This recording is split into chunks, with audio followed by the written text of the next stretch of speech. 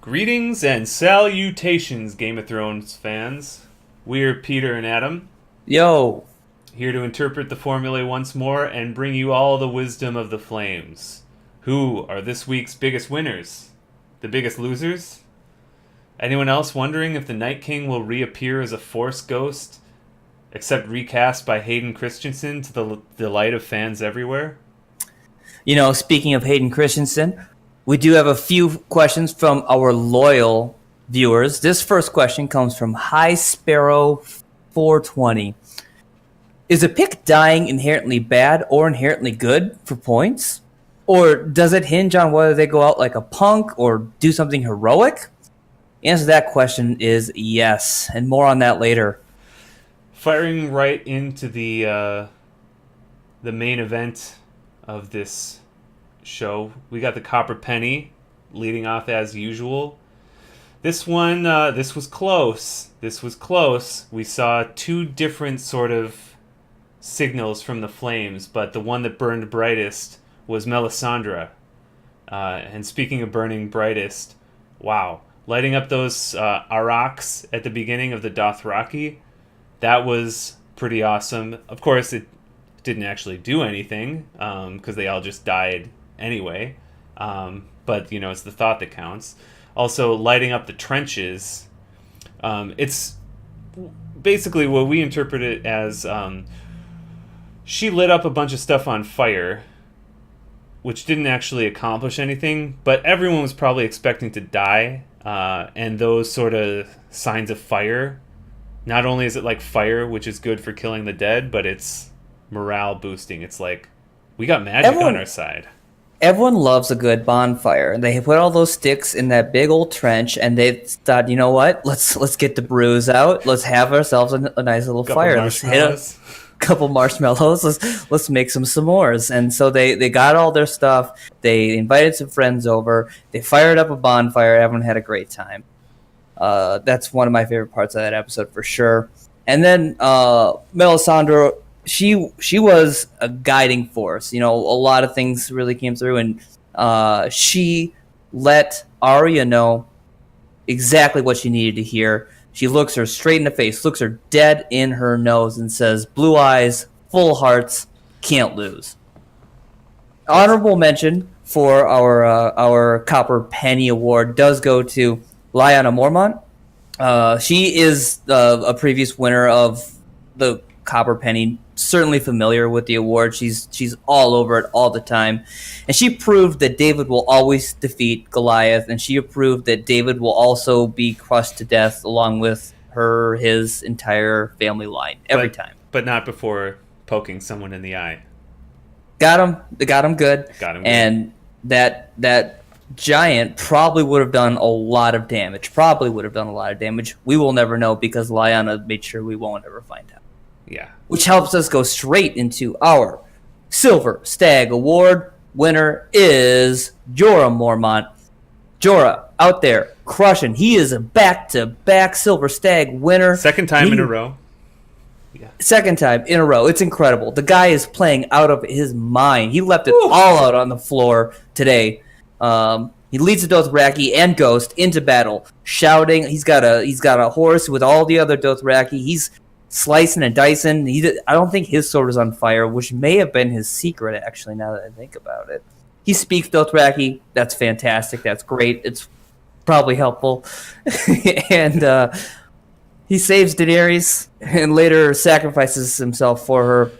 She did look like she was going to be screwed. She looked like some whites were about to destroy her, and I wasn't sure if the last 3 episodes of this series were just going to be kicking it with Qyburn, which doesn't sound bad. More on that later. Obviously. And he sacrifices himself for her. That death is incredibly touching. Why is that so touching? Well, so we were split on this. More on that later. Jorah Mormont, a lot of people might forget, he was near and dear to our hearts in the first few episodes. He was Daenerys' most loyal, trusted advisor, although he was working to assassinate her for a while, but, whatever. Unrelated. Unrelated. Not important, actually, so I'd appreciate it if I didn't bring that up. But this is sort of the culmination of 8 seasons of sort of his nice guy / friend zone arc with Daenerys, and there's no better way to exit the friend zone than dying for the woman you love, who with the unrequited love. That's like the pinnacle, the crowning achievement possible when you're in the friend zone. Also, measles. He did survive measles. He had measles. Topical. You're listening to this in 2040. Yeah. Measles was a problem. Now. Yeah, top for multiple. Oh boy. Honorable mention for the Silver Stag this week has to go to Theon Reek Greyjoy for his heroic sacrifice in the Godswood, saving the Bran 9000. Sort of saving, trying to save the Bran 9000. He failed pretty miserably, but that's a similar culmination of a 8-season-long arc where he's out there atoning for his previous sins in the Godswood in Winterfell, which was great, but yeah. Which brings us to our final award, the Gold Dragon. This one is going to go to Arya, and we'll have a little more on that later. But first, we have an exciting new format for this week, the Rapid Nipple Fire, which is we couldn't pick, and when I say we, I mean the mathematical formulae, couldn't pick just one nipple on a breastplate, and we thought, hey, nipples on a breastplate, normally there's 2 of them, and sometimes there's 4, and in this case we got 4. Number 1, Missandei, for her bad attitude in the crypts. I mean, what is her problem? We got another award for Sam Sir Piggy Tarley. He does a bad job killing bad guys, and he gets his best friend killed in the process. I think you belong in the crypts, big boy. Number 3, and this might shock some people, but we've got the Night King. Why did the Night King wait like 10,000 years to attack? Couldn't he have just waited like another 2 months outside of Winterfell to starve everyone? Why not just stay like 2 miles away from the fighting and let his overwhelming army conquer the living while he stands around holding his dick? I don't know. I just have so many questions about what his motives were. Our next award winner is Bran, the Three-Eyed Raven Stark. You couldn't find any better way to make yourself useful. You couldn't? I don't remember him doing a damn thing that episode. I think he took a nap.